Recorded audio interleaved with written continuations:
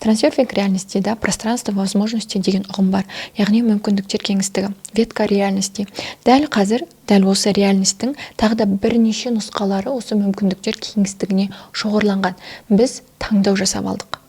Дәл қазіргі реальность біздің таңдауымыз, біздің маңдайымызға жазылған тағдыр емес, сол көп мүмкіндіктер шоғырланған кеңістікте біздің іліп алған бір ғана мүмкіндігіміз. Мысал ретінде түсіндіретін болсам, дәл қазір мен Айнара Байжан коуч болып осы жерде сөйлеп отырмын. Менің 3 балам бар, бір күйеуім бар, отбасым бар, бір үйім, бір көлігім бар.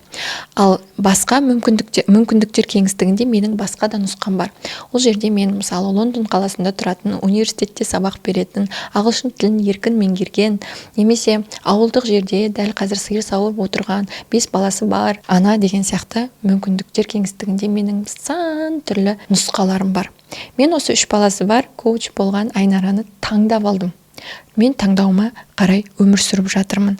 Сондықтан өмірдегі таңдаулардың бәрін біз мүмкіндіктер кеңістігінен таңдап аламыз. Қалай таңдап аламыз? Біз байқамай жүріп таңдап аламыз. Тыныш, күреспей, тәніміз бос болған кезде, миымыздағы шулар, миымыздағы ойлардың шуы басылған кезде біз таңдау жасайды екенбіз.